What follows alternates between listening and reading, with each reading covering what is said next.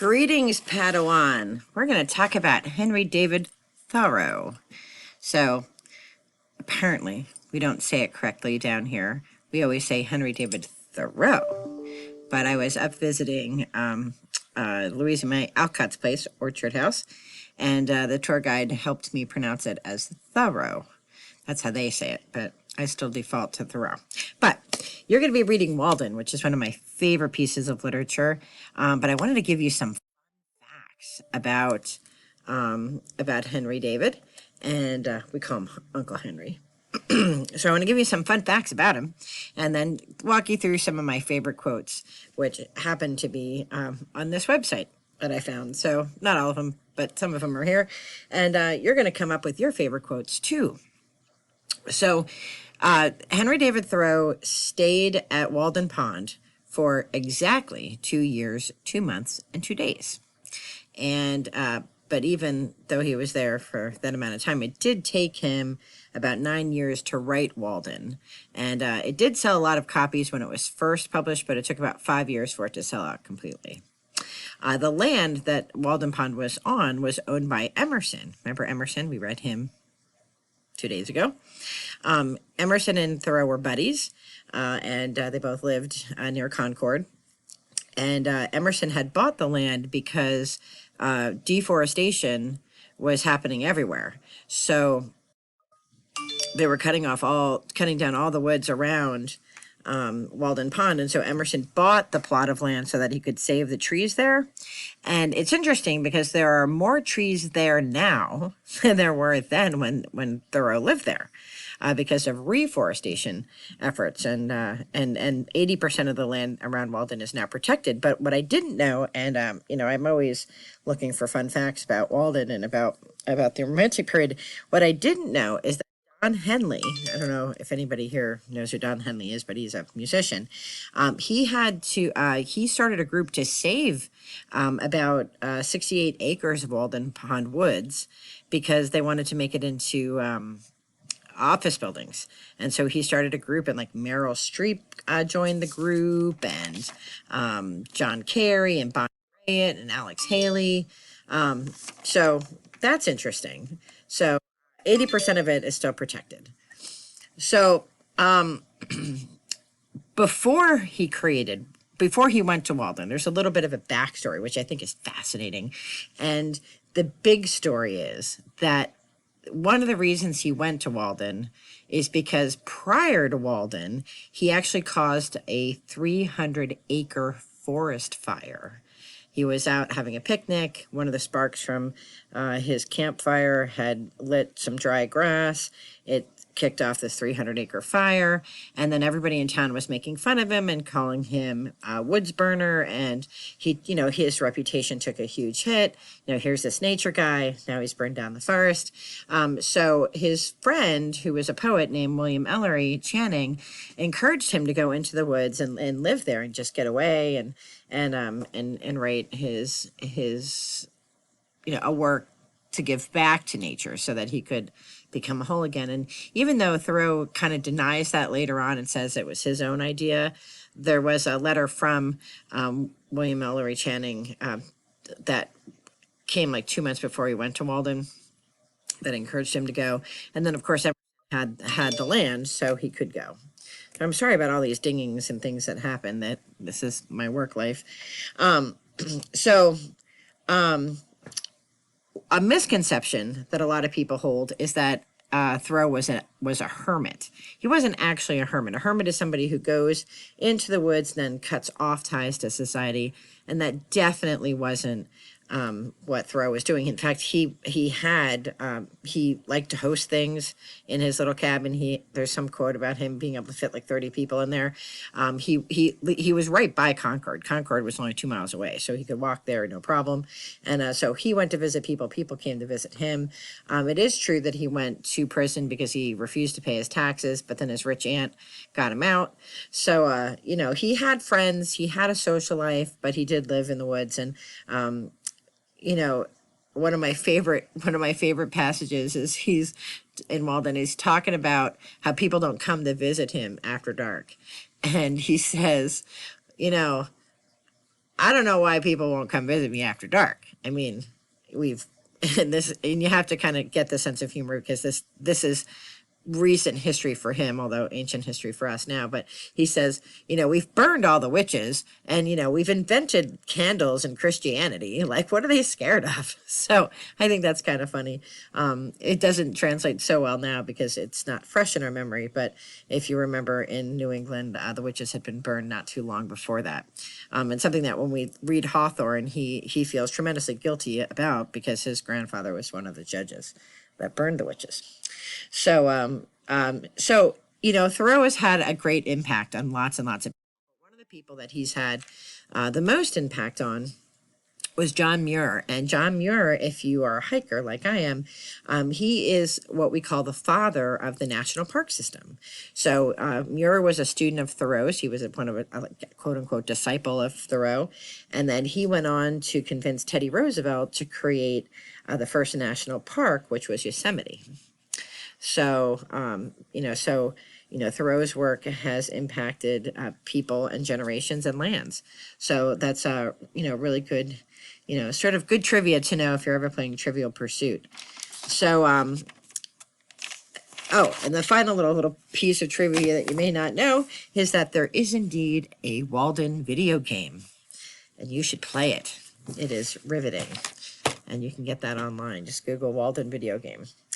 All right, so let's talk about some of the quotes. And I don't want to spoil Walden for you. Remember when you're reading that there was not television, there was not YouTube. So the writing is long and laborious because that was the primary mode of entertainment. So, we wouldn't write things as elaborately perhaps today, but, he was trying to give it, a recapitulation of his time there and of his experience. But there are some nuggets that you find, and some of these are quoted and you might have heard them. The first one that is often misquoted is this on the screen here, has the actual quote, which is, "I learned this, at least, by my experiment, that if one advances confidently in the direction of his dreams and endeavors to live the life which he has imagined, he will meet with a success unexpected in common hours." So that often, because it doesn't fit on a poster that way, is shortened to go in the direction of your dreams, live the life you have imagined, or live the life you imagine. So that's where that quote comes from. So if you've ever heard that, that is from Walden. Rather than love, then money, then fame, truth. So that's another one of his little gems. One of my favorites, and I quote this all the time, "The mass of men lead lives of quiet desperation. What is called resignation is confirmed desperation." And what I think about that, and I don't know what you think about that, but I think that means that, we spend a lot of time working.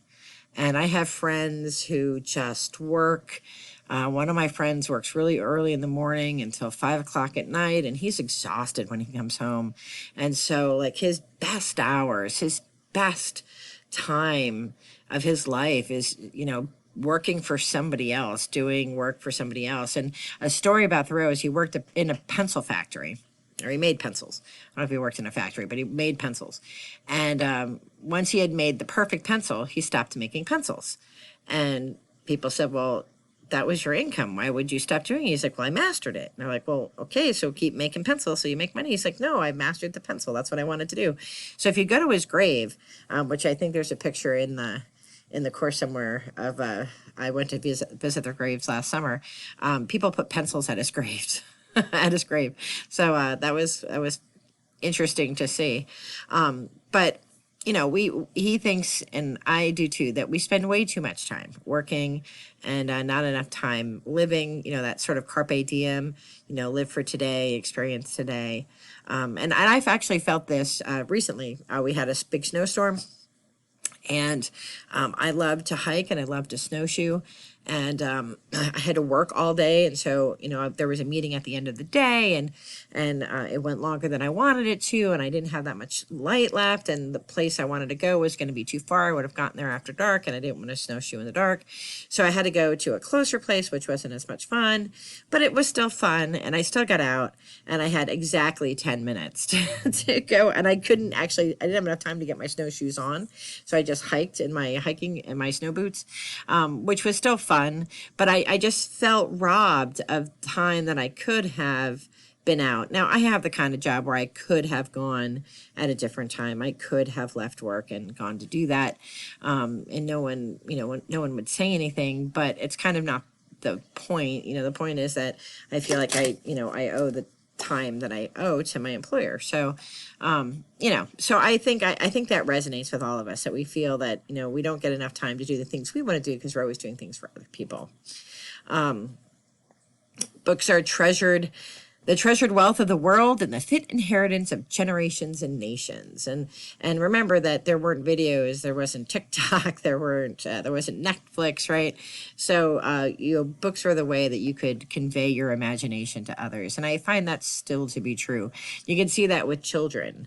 When we read to children, they come up with great after stories or before stories and lives of the characters. And somewhere along the line, we lose that passion. We lose that sense of wonder over books. And I really think that that books are still important, and they're always important. And as much as I love technology, and I really do love technology, but I still like a physical book. I don't like reading on my iPad. I don't like reading, I really don't like listening to audiobooks. That's just not my style of learning, but I really do like the feel of a book. I like to be able to write in them. I like to be able to read them in the bathtub, and I like reading old books. I like reading old stories. I like, I look forward to stories that are written in the future. Number 5, we need the tonic of wildness. And I think this is true. I think, what was the one thing you could do during COVID that was approved? And that was go out in the wild. You could go outside, you could be in the fresh air, you could go for hikes, you could go for walks. It is the tonic that we all need. And I feel like for as horrible as COVID has been and will continue to be for, sorry, I'm knocking stuff over my house, and will continue to be, for the next several years as we recover from it. There'll be a new normal. Things will not ever really go back to being the same. I hope that people remember that the one thing they could count on was nature and the wild. Number 6, as if you could kill time without injuring eternity. This is an interesting quote. I don't think I understand what it means. I don't know. What do you think it means? If you have built castles in the air, your work need not be lost. That is where they should be. Now put the foundations under them. And so he's saying here to dream big, but then make sure that you underpin your dreams with something stable so that the dreams can happen. I find it wholesome to be alone the greater part of the time. To be in company, even with the best, is soon wearisome and dissipating. I love to be alone. I never found the companion that was so companionable as solitude. Interesting that he says this, because it is true. He did like to be alone. He never married. He did like to be alone, but he also did like to be with people. He was kind of like a cat. He wanted to be with people when he wanted to be with people, but he didn't want to be with people when he didn't want to be with people. And I kind of feel that I'm a little bit like that also. I'm very social until I'm not. Then I want to kind of be in my little cabin alone by myself.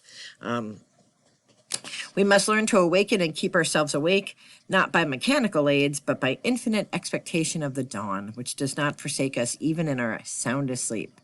I know of no more encouraging fact than the unquestionable ability of a man to elevate his life by a conscious endeavor. It is something to be able to paint a particular picture or to carve a statue, and so to make a few objects beautiful, but it is far more glorious to carve and paint the very atmosphere and medium through which we look, which morally we can do. To affect the quality of the day, that is the highest of arts. This idea of wonder and expectation of wonder, and looking at each new opportunity anew and not getting into the grind of, just doing the same thing over and over again. This,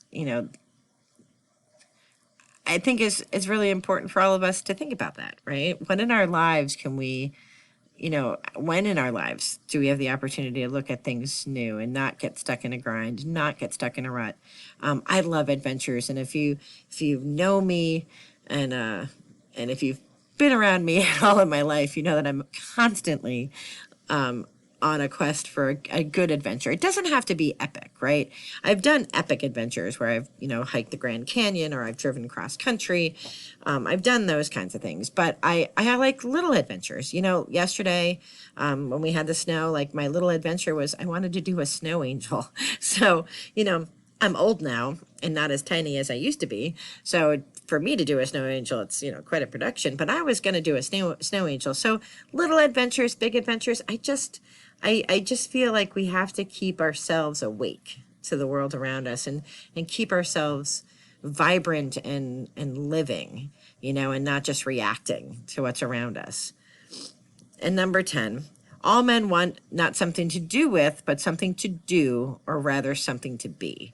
And I feel like that is absolutely the truth. And you all know this because you're in college, right?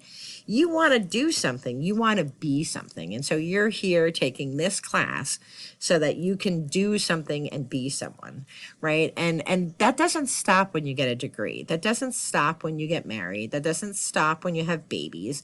We always have to have goals, and we have to have something that inspires us to be creative, to be active members of the communities in which we live. And so I encourage you to live for today within responsibility, right? We're not anarchists. We can't just go all willy-nilly and hurt other people, but, live passionately. Find something that you are passionate about, and don't let go of it until you find something new that makes you newly passionate.